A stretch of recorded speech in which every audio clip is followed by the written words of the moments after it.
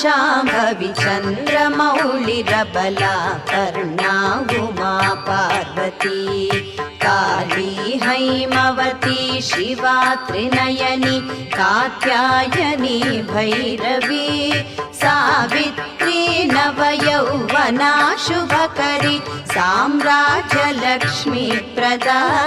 चिद्रूपी परदेवता भगवती श्रीराजराजेश्वरी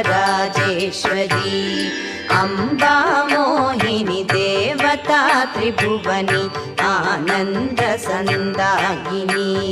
वाणी पल्लव पाणि वेणुमुरळी गानप्रिया लोलिनी कल्याणी बुडुराजबिम्बवदना धूम्राक्षसंहारिणी चिद्रूपी परदेवता भगवती